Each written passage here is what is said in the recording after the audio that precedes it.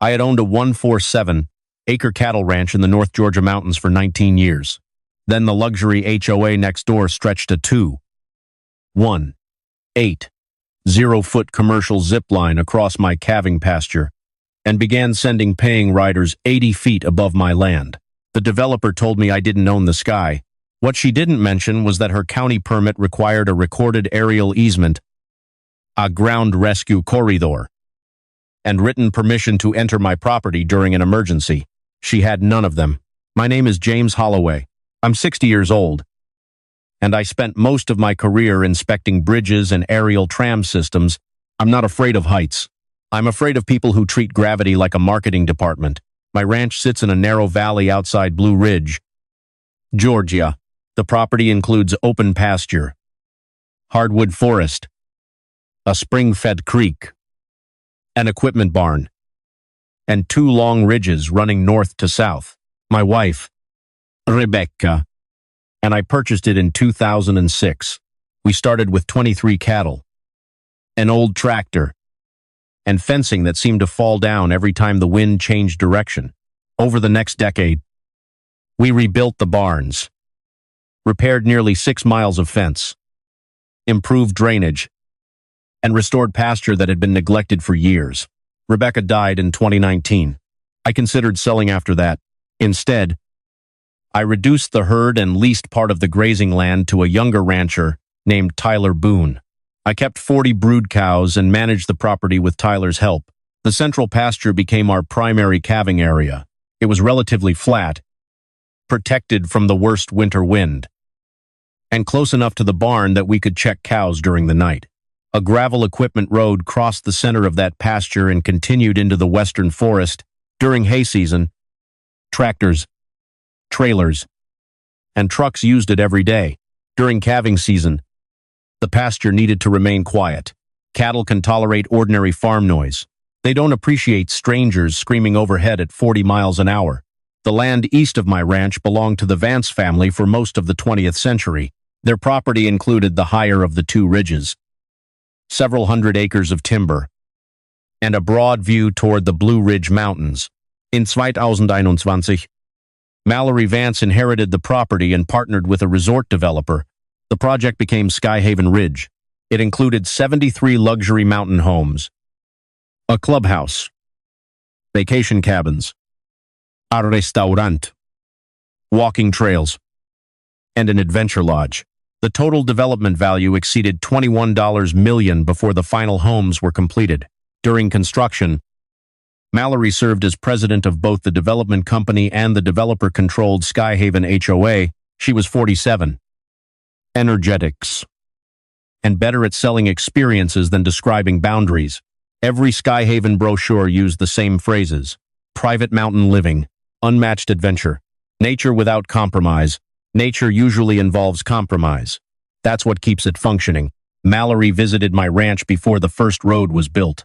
She brought a landscape architect and asked whether I would consider selling 12 acres along the eastern ridge.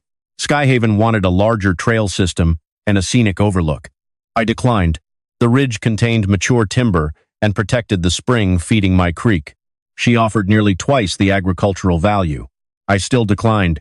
Mallory accepted the answer without an argument. She said preserving the ranch would enhance the character of Skyhaven. I appreciated that. Then she began using the ranch as scenery in her advertisements. The brochures showed cattle in my pasture below Skyhaven's future houses. One caption described the view as protected pastoral open space. My land wasn't protected by Skyhaven. It was simply mine. I asked Mallory to stop implying the HOA controlled it. The next version changed the caption to neighboring heritage farmland. That was accurate enough. Construction continued for 2 years. Skyhaven opened its clubhouse in 2023. The Adventure Lodge came next.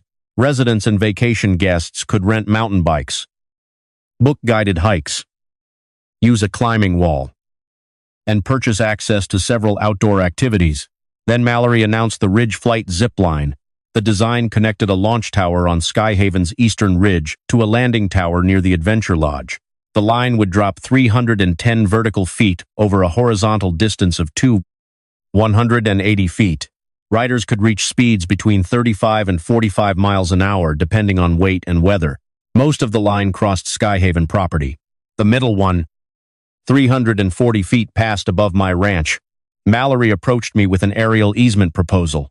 The agreement allowed the HOA to operate cables, riders, inspection equipment, communication lines, and rescue systems over a corridor 120 feet wide. It also granted ground access for maintenance and emergency response. The corridor crossed my calving pasture, equipment road, and part of the western timber stand. Skyhaven offered $15,000 a year for 30 years. I said no. The money wasn't the main problem. A commercial zip line creates more than a cable in the air. Equipment can fall. Riders can stall. Rescue teams need access. Inspections require people beneath the line. Noise affects livestock. The operator needs control of the landing and fall zones, even if the towers sit elsewhere. The proposed agreement let Skyhaven suspend my ranch operations whenever it considered conditions unsafe.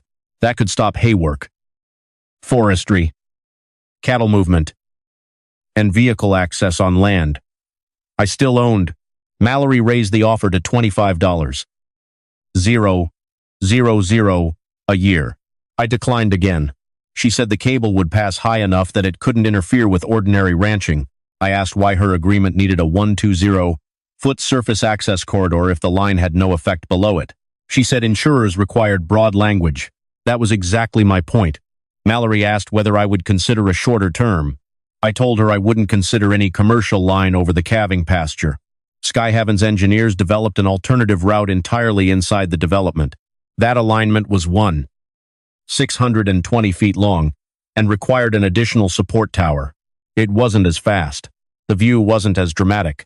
It also cost approximately $780,000 more because of the intermediate tower and difficult foundation work. Mallory chose neither route publicly. For 6 months, I heard nothing. I assumed the zip line had been delayed or redesigned. Then construction equipment appeared on the ridge. The launch tower stood on Skyhaven property. So did the landing tower from the ranch house. I couldn't see the final cable path clearly because the eastern ridge blocked part of the view. Mallory's contractor installed the towers first. The main cable arrived on large reels. Crews pulled it across the valley using a lightweight pilot line and a helicopter-assisted operation that lasted less than 2 hours. I was attending a cattle auction in Tennessee that day. Tyler saw the helicopter but assumed Skyhaven was lifting equipment between its own towers.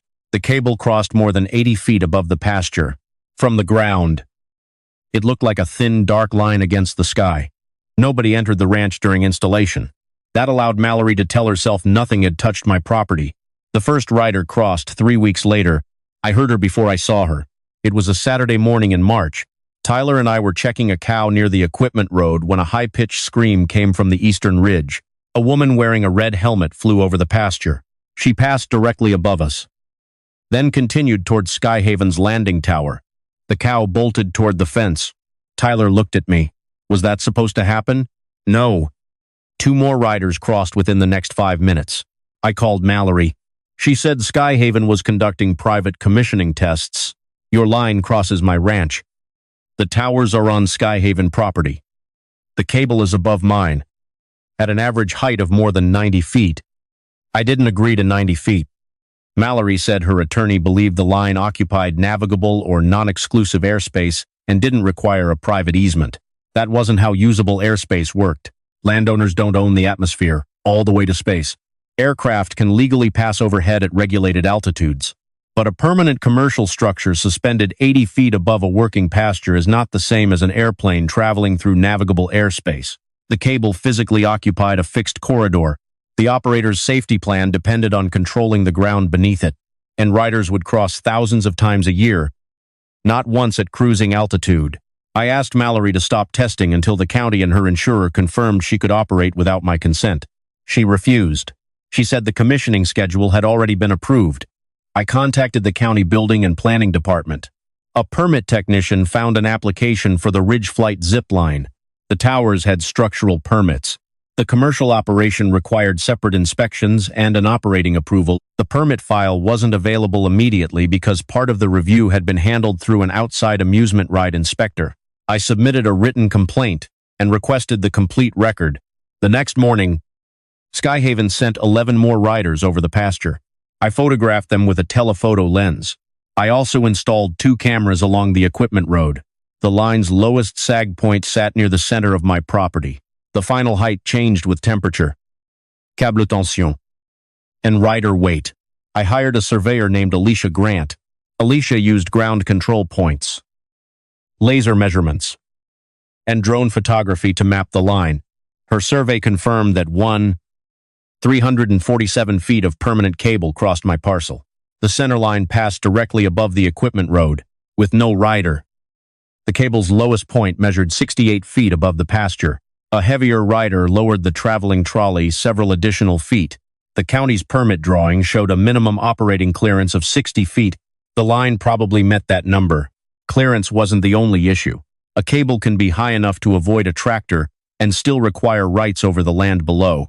Alicia also found that the mapped safety corridor covered 7 acres of my ranch. The zipline plan identified that area as a controlled fall and rescue zone. I didn't control it for Skyhaven. I grazed cattle there. The commissioning tests continued for 6 days. Then a rider stopped above my pasture. I saw him hanging roughly 200 feet west of the lowest point. He wasn't injured. Wind and weight had left him short of the landing tower. A Skyhaven employee traveled along the line from the landing side and attempted an aerial retrieval. That didn't work. 20 minutes later, 3 rescue staff arrived at my east gate in an ATV. The gate was locked. They called Mallory. Mallory called me. "We have a stalled rider." "Is he in immediate danger?" "No, but he needs ground-assisted retrieval." That was the first time Skyhaven admitted its operation depended on my land. I opened the gate. Safety came before the property dispute. The rescue team drove across the pasture, positioned beneath the rider, and used a lowering system to bring him down. Tyler moved the cattle to an adjoining field. The operation took 43 minutes. Nobody was hurt. One rescue employee apologized for entering. Another photographed the ground location and marked it as a future access point. I told him there would be no future access point without an agreement. Mallory arrived after the rider was safely inside the ATV. She thanked me, then tried to describe the incident as an unusual commissioning event. "Your rescue plan brought 3 employees onto my ranch. The system worked because I opened the gate.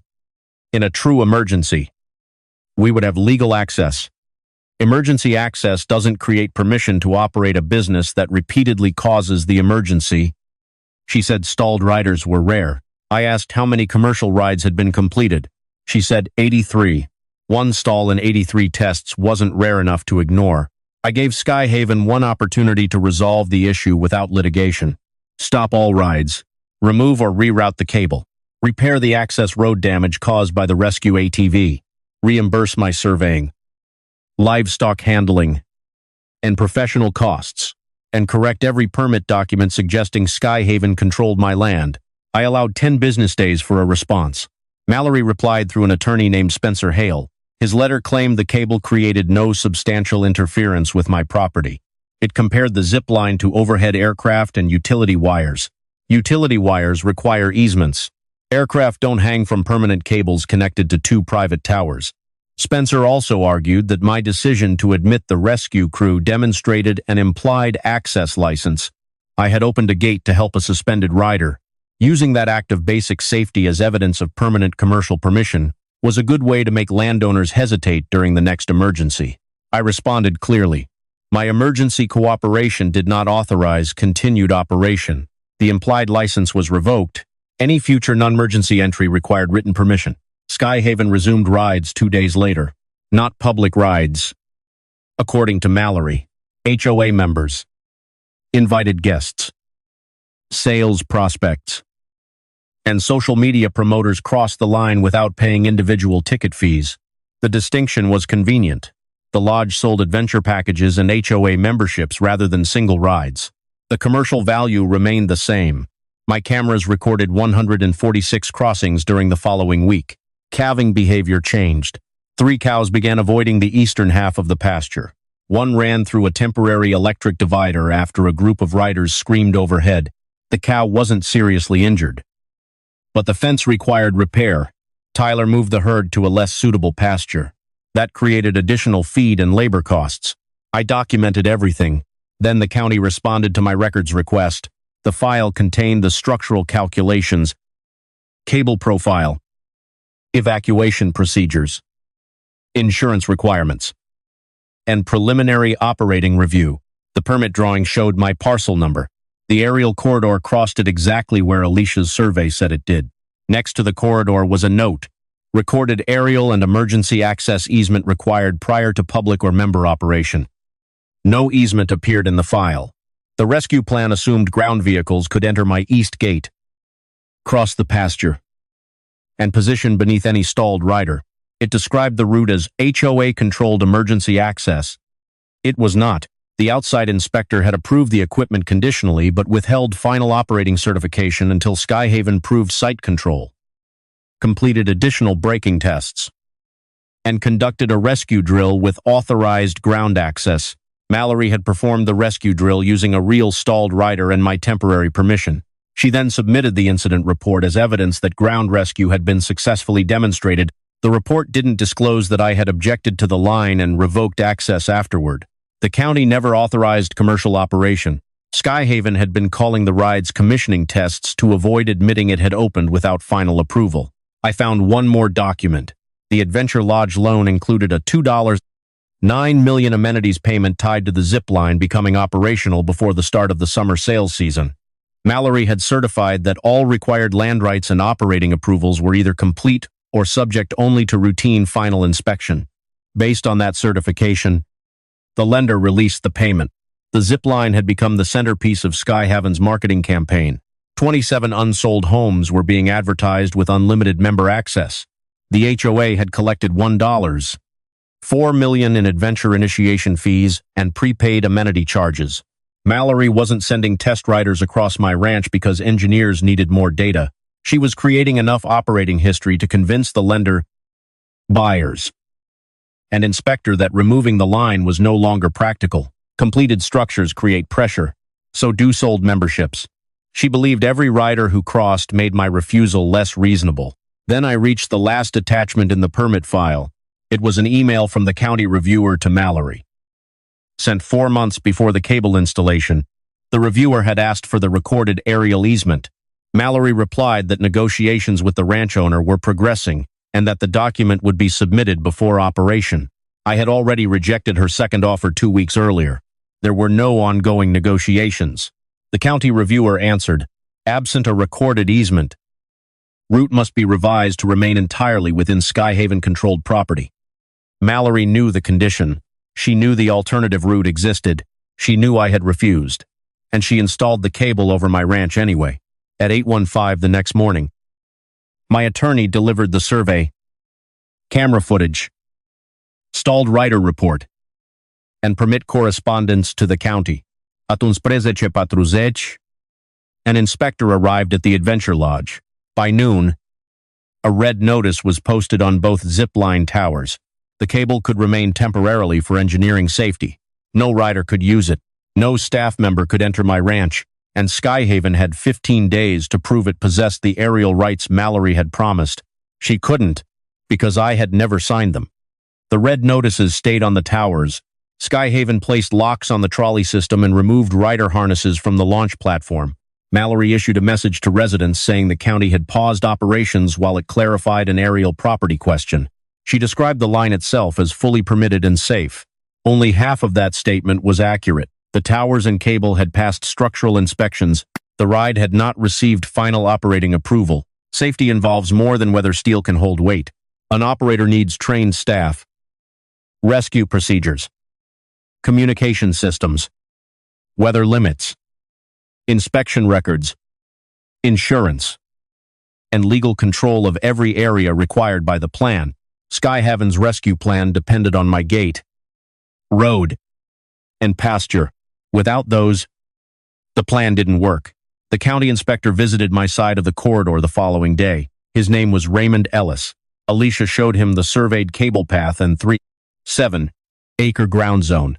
Tyler showed him where the cattle had been moved. I gave him the camera footage of the stalled rider and rescue ATV. Raymond measured the gate width, equipment road, pasture slope, and location where the rider had been lowered. The rescue map in Skyhaven's application matched those features exactly. Someone had surveyed my ranch carefully enough to design an emergency route. Nobody had asked permission to use it. Raymond didn't accuse Mallory of secretly entering with a survey crew. The route could have been mapped through aerial photography and public topographic data, but the level of detail proved Skyhaven knew the operation affected the surface below. The application identified turning areas for rescue vehicles, gate access, and equipment staging. A zip line that supposedly had no impact on my ranch came with a 7-page plan for driving across it. The outside ride inspector, Thomas Beck, joined us later that afternoon. Thomas had conditionally approved the mechanical system. He confirmed that he had not authorized riders beyond limited staff testing needed for inspection. Even staff tests required control of the rescue area. Skyhaven had told him the easement was in final recording. He assumed the developer would provide it before opening. Thomas reviewed Mallory's ride logs. They showed 229 crossings, not 83. The first 83 were labeled commissioning rides.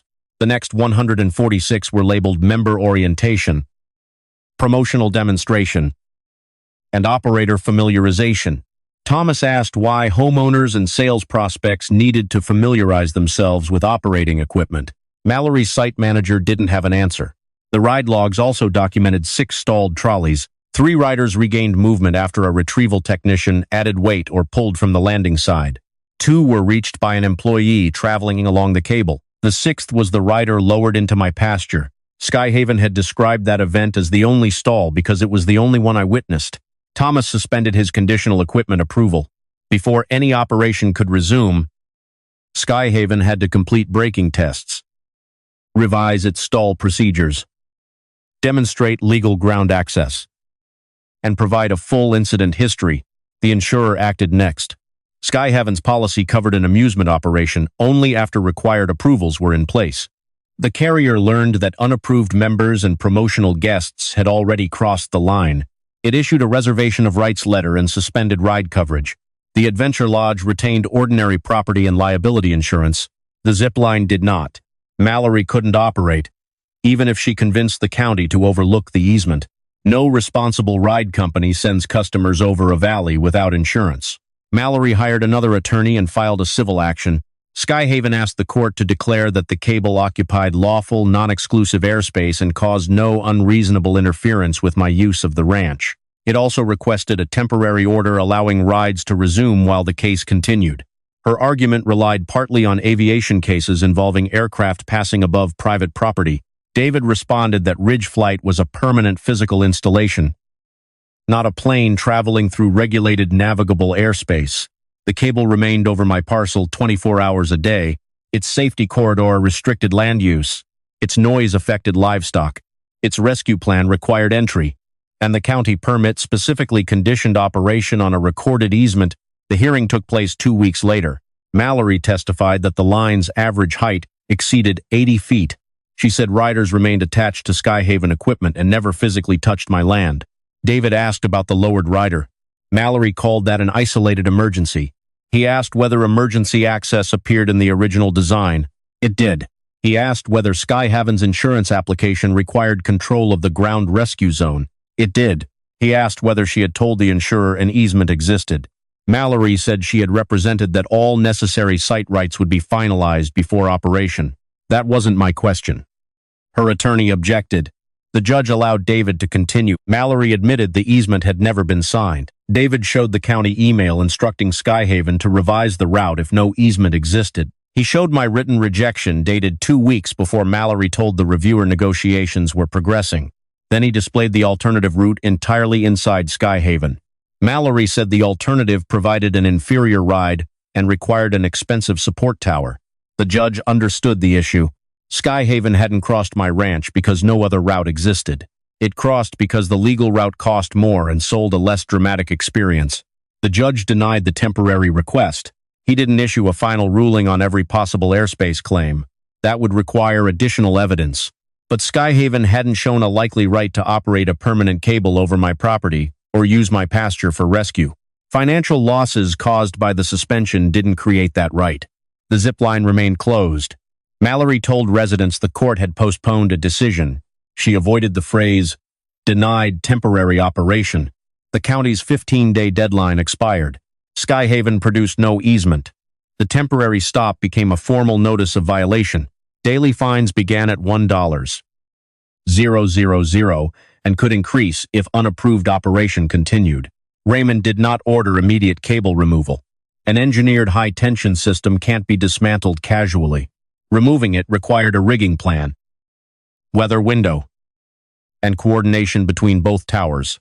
But the county gave Skyhaven 45 days to choose one of three paths: obtain an easement, submit and permit the internal route, or prepare a safe dismantling plan. Mallory returned to my attorney with a new offer. Skyhaven would pay $300.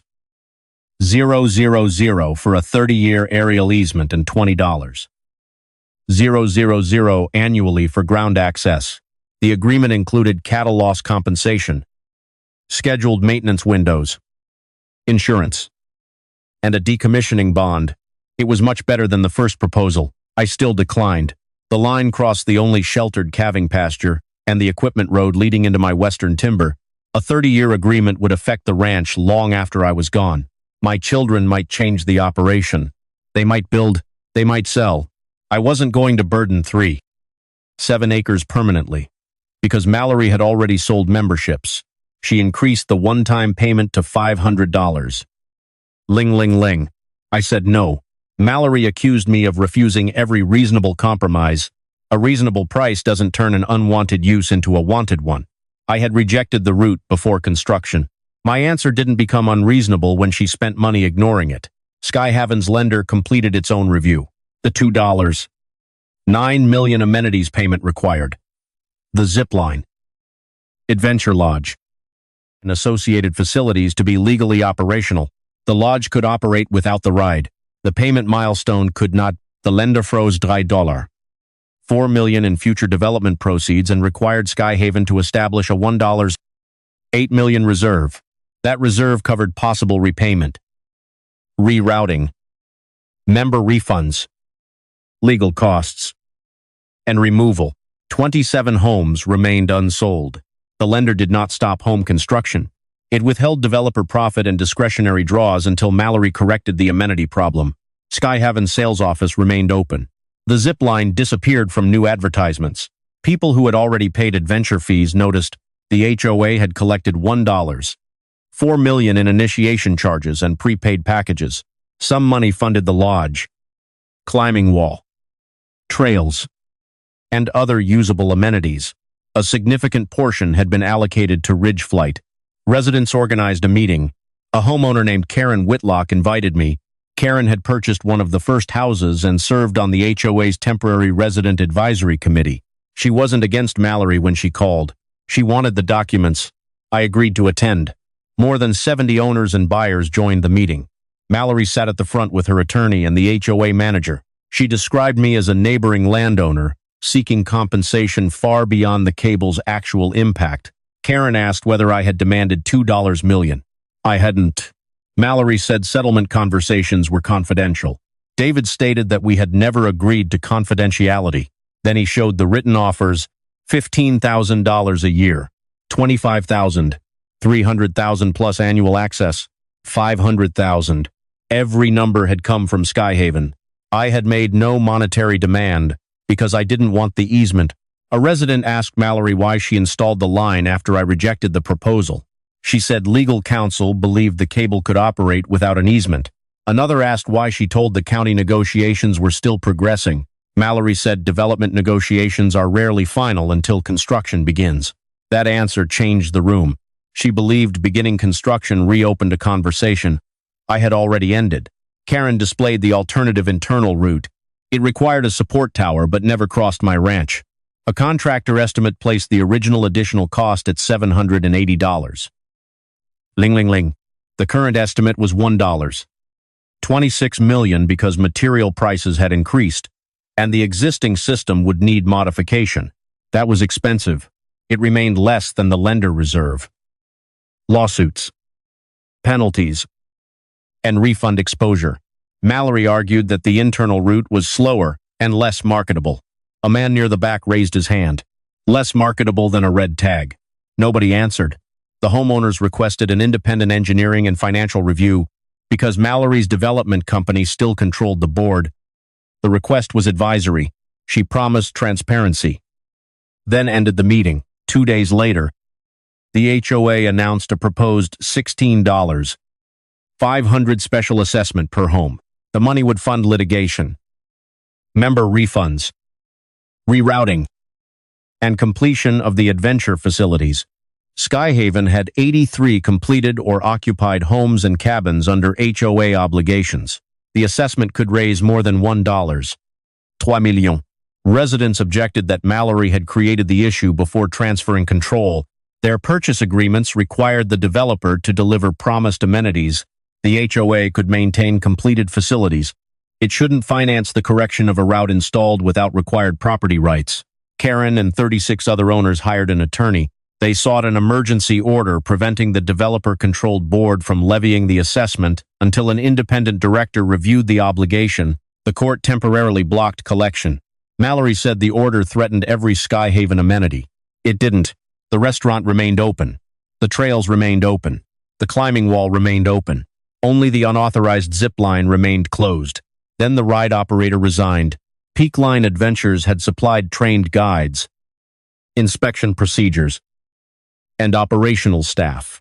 Its manager, Cole Avery, sent a letter stating that Skyhaven had misrepresented the status of the operating approval and aerial easement. Peakline believed the first rides were legitimate commissioning tests. It did not approve member orientation or promotional trips before certification. After the stalled rider, Cole told Mallory all activity should stop. She instructed the lodge manager to continue using Skyhaven employees. That explained why Peakline's name didn't appear on the final 146 ride logs. Mallory had removed the professional operator from the process when it refused to continue. Cole provided his emails to the county and insurer. One message warned that the cable's thermal sag had not been fully verified under warm weather conditions. The initial tests took place during cool March mornings. Steel cable expands as temperature rises. The line's lowest clearance could decrease during summer heat. Thomas ordered a new cable profile inspection. Alicia assisted from my property. On a 78-degree afternoon, the unloaded cable measured 61 feet above the pasture at its lowest point. With a test weight equivalent to a heavy rider, the trolley dropped to 56 feet. The approved profile required a minimum of 60 feet under the maximum operating load. The system was 4 feet below its permitted clearance. The issue could be corrected by adjusting tension, but higher tension increased loads on the towers and anchors. Skyhaven's engineer needed to recalculate the full system. The cable wasn't merely unauthorized over my property. It didn't match its own approved profile. The county ordered Skyhaven to reduce tension and secure the system while engineers evaluated wind and temperature conditions. A strong storm was forecast for the following week. If the cable oscillated under improper tension, it could damage tower components. Mallory needed a controlled dismantling or correction plan. Her new engineer said the safest short-term option was removing the main cable before the storm. The operation would require workers beneath the line to control guide ropes and prevent the cable from striking fences, cattle, or equipment. Again, Skyhaven needed temporary access to my pasture. Mallory called me personally. This isn't about operation. We need to secure the system. I agreed to emergency access. David drafted a 7-day safety license. The license allowed named engineers and rigging crews to enter for cable removal only. It granted no permanent rights, admitted no airspace claim, and required insurance, cattle relocation costs, and repair of surface damage. The fee was $1. Mallory signed. Tyler moved the herd. The rigging crew arrived the following morning. They installed controlled lowering lines, released tension from the landing tower, and guided the main cable into a cleared section of pasture. The process lasted 9 hours. Workers coiled the cable onto a powered reel and transported it back to Skyhaven. The towers remained. The sky above my ranch became empty again. Mallory told homeowners the cable had been removed for routine seasonal engineering. Then the county produced an email obtained from the lender's file. Mallory had sent it to the HOA manager 2 days before the first member orientation ride. Keep Ridge Flight running until we log at least 200 completed crossings. Once the lender and members treat it as an operating amenity, HOA will have to accept the easement or take the blame for shutting it down. The ride count stopped at 229. Mallory had reached her number. She just hadn't reached the result she expected. The lender didn't treat the crossings as proof of a completed amenity. It treated them as evidence that Skyhaven operated without approval. The insurer treated them as uncovered activity. The county treated them as violations, and the homeowners treated them as proof that Mallory had used their safety and membership fees to create leverage against a rancher who had already said no. The following morning, Skyhaven's two financial partners demanded Mallory's removal from project control. The HOA residents filed a petition for early board transition. The lender suspended her authority over the $1.8 million reserve, and the county gave Skyhaven 30 days to submit a legal internal route or abandon Ridge Flight permanently. Mallory had believed 200 rides would make the cable impossible to remove. It took 1 day to reel it out of my sky. Mallory's financial partners removed her from project control 3 days later. She remained an investor in Skyhaven. She no longer controlled construction draws, permit submissions, the HOA board, or negotiations with me. The lender appointed an independent completion manager named Evelyn Brooks. Evelyn's first meeting included the county, the ride inspector, Peakline Adventures, Skyhaven's engineers, the homeowner's attorney, David, and me. She began with one question. What solution does not require Mr. Holloway's land? The engineers unrolled the internal route plan. The launch tower could remain in its original location. The landing point had to move southeast. A new support tower would stand on a rocky shoulder inside Skyhaven's boundary. The route would measure approximately 640 feet instead of 2. Its vertical drop would be smaller. Maximum speed would decrease, but the entire cable, Rescue Corridor, Fault Zone, inspection area, and vehicle route would remain on Skyhaven property. No aerial easement was needed from me. The original main cable could be reused after testing, the launch equipment, trolleys, braking system, and most rescue gear could also be reused. The existing landing tower would be dismantled, and its steel incorporated into the new support structure where engineering allowed. The updated cost was $1.31 million. That number was painful. It was still a legal solution. Evelyn recommended it. The lender agreed. The county agreed to an expedited review but didn't waive any requirement. Peakline agreed to return only after final certification and full insurance coverage. The homeowner representative supported the plan. Mallory objected through her attorney. She said the shorter route failed to deliver the adventure experience residents had purchased. Karen Whitlock answered for the homeowners. Residents purchased a legal amenity. She never had the right to sell the other one. Skyhaven's partners approved the internal route. The civil case against me was dismissed with prejudice. A recorded agreement confirmed that Skyhaven had no aerial rescue, maintenance, access, or recreational rights over the Holloway Ranch. The emergency safety license expired automatically after the cable removal. It could never be used as evidence of a permanent easement. That ended the ownership dispute. It didn't settle the financial damage. Tyler and I calculated the ranch losses carefully. Moving cattle out of the calving pasture required additional feed, fencing, labor, and veterinary monitoring.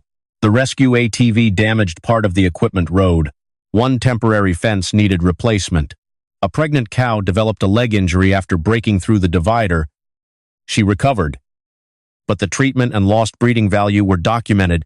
I had also paid for Alicia's survey, engineering review, attorney fees, cameras, and property records. My total claim was $94. Lube, I didn't demand a percentage of every adventure membership. I didn't value the air by the minute. I asked to be reimbursed for measurable loss and the professional work required to stop the encroachment. Skyhaven's insurer covered parts of the livestock and property damage. The developer paid the rest. We settled for $102. Ling ling ling. Including final road restoration and a contribution toward reseeding the disturbed pasture, most of that amount reimbursed money already spent. The settlement didn't make me rich. It made the ranch whole. The temporary red notices remained on the original towers until the dismantling plan received approval. Crews removed the obsolete landing equipment first. They lowered steel components using cranes positioned entirely on Skyhaven property. No machinery entered my ranch. The contractor inspected the recovered cable strand by strand. The cable had not suffered permanent damage during the emergency removal. But several sections near attachment hardware showed wear from installation and tension changes. The engineers shortened the usable length and replaced the damaged terminations. Construction of the new support tower took 9 weeks. The site sat on shallow rock, so the foundation required drilling and grouted anchors. Unlike the old route, every anchor remained inside Skyhaven's parcel. A licensed surveyor verified the tower location before concrete was poured. Nobody relied on a marketing map. The new landing tower stood near an internal service road. Rescue vehicles could reach every point beneath the line without crossing a neighbor's gate. The ground corridor remained fenced and controlled by the HOA. The revised line was installed during a calm weather window. Peak Line performed weighted tests in cool, varm, and windy conditions. Engineers measured cable sag under maximum operating load. The lowest clearance remained above the required limit. Guides practiced aerial retrieval, ground-assisted lowering, communication failure, sudden weather shutdown, and medical response. This time, the rescue drill used employees who knew they were participating. It took place on land Skyhaven controlled. Thomas Beck reviewed the test records. The county inspected the towers, ground routes, signs, and operating procedures. The insurer confirmed coverage. Only then did Ridge Flight receive final operating approval. The new line opened 13 months after Mallory's original deadline. It was shorter and slower. It was still a good ride. From the launch tower, riders crossed a wooded ravine, passed the new support structure, and descended toward the Adventure Lodge. They saw mountain ridges as forest and part of my pasture in the distance.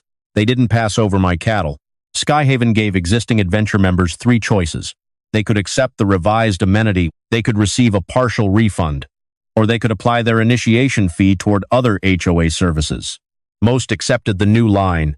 19 members requested partial refunds. 6 transferred their fees. Nobody lost an entire membership. The independent completion manager used part of the lender reserve to process claims before any developer profit was released. The $16.5 special assessment never returned. The court dissolved its temporary restriction only after the developer, lender, and HOA signed an agreement assigning rerouting costs to Skyhaven's development company. Homeowners paid normal dues for future operation and maintenance. They didn't pay to correct Mallory's decision to build the original route over my ranch. The HOA transitioned to homeowner control earlier than the original schedule. The lender made transition a condition of releasing the final residential construction funds. Karen became president. Her board hired an independent manager and adopted 3 policies during its first month. No HOA amenity could enter private property without a recorded agreement. No facility could be advertised as operational before receiving final approval. And no developer-appointed director could transfer litigation or correction costs to homeowners without independent review. Those policies were simple. So was the word no. Mallory had ignored all 4. The insurer completed its investigation after reviewing the 229 ride logs, permit emails, peak line warnings, and Mallory's message about establishing an operating history. It paid certain third-party claims because innocent riders and homeowners had relied on Skyhaven. It refused to cover losses directly caused by knowingly operating without final approval. The directors and officers policy also reserved its right to deny Mallory's personal defense for intentional conduct. Skyhaven's financial partners filed a civil claim against her for breach of management duties, unauthorized operation, and inaccurate lender certifications. The case settled privately. The HOA transition report disclosed enough to show the result. Mallory forfeited approximately $1.7 million in expected developer distributions. She contributed another $540,000 toward uninsured rerouting, legal, and refund expenses. She retained ownership of 1 completed home and part of her investment after the remaining houses sold. She wasn't financially destroyed. She was prevented from keeping the profit generated by the risk she had tried to hand to everyone else. The county assessed $138, zero in fines, inspection charges, and permit costs. Part of that amount reflected unauthorized operation, part covered repeated review, site visits, and corrective engineering. The outside ride inspector received no penalty. Thomas had withheld final approval exactly as required. Peakline also avoided major liability because it documented its warnings and stopped participating before the member rides continued. The lodge manager who authorized later crossings received additional training and lost his operational position. No one went to prison. No rider was injured. The dispute involved property rights, permit violations, insurance, contracts, and fiduciary responsibility. The lawful consequences fit those actions when all costs were counted. Mallory's decision to ignore the internal route created approximately $6.9 million in avoidable losses and restricted funds. That included rerouting, dismantling, loan reserves, member refunds, legal expenses, insurance disputes, fees, delayed home closings, lost adventure revenue, lender charges, and my settlement. The lawful internal route had originally cost $780,000 more. Her shortcut cost nearly 9 times the amount she tried to avoid. The final houses sold. The Adventure Lodge survived. The Skyhaven community remained a desirable place to live. The project didn't need to fail for the ending to be fair. It needed to stop treating my ranch as free infrastructure. Tyler moved the cattle back into the calving pasture after the grass recovered. The first week felt unusually quiet. No trolleys rolled above us. No riders screamed from the ridge. No rescue staff waited outside the gate. The cow that injured her leg delivered a healthy calf the following spring. Tyler named him Zipper. I told him that was a terrible name. He used it anyway. The equipment road remained open for tractors and forestry trucks. Alicia returned once more to record the final condition. Her survey showed no cable, structure, or controlled safety corridor crossing the ranch. David recorded the settlement document with the property records. If I sold the ranch, a future buyer would know exactly what had happened, and exactly what Skyhaven did not own. Karen visited several months after Ridge Flight opened. She brought 2 complimentary ride passes. I asked whether she expected me to use them. I thought you might want to see the legal route. Tyler accepted immediately. I waited a week. Then I went. Peakline fitted me with a harness and helmet. The guide checked every connection allowed. From the launch platform, I could see both the new support tower and landing zone. The entire route remained east of my boundary. I crossed without touching the brake. The ride lasted less than a minute. It was smooth, fast enough, and professionally operated. At the landing platform, Tyler grinned. Not bad for the shorter version. No. That was another point Mallory had missed. The legal route wasn't bad. It was merely more expensive and less dramatic than the one she wanted to sell. She had turned a manageable design compromise into a 13-month shutdown because she believed completion would defeat consent. People like Mallory confuse 3 different things: being able to build something, being allowed to build it, and being able to pressure someone after it's built. The first is engineering. The second is property law. The third is just arrogance with a construction budget. Ridge Flight still operates today. Riders cross Skyhaven's ravine and land beside the Adventure Lodge. The ranch remains below and west of the line. Sometimes I hear distant cheers from the tower. The cattle barely notice. Mallory once told me I didn't own the sky. She was right about most of it. I didn't own the clouds. I didn't own the wind. I didn't own the airliners passing miles overhead. But I owned the pasture her riders depended on for rescue. I owned the road her vehicles needed to reach them. And I owned enough of the space above both to say no to a permanent commercial cable. She thought 200 rides would turn that no into a price. Instead, it turned her $780,000 shortcut into a $6.9 million lesson. The cable was gone from my sky in 9 hours.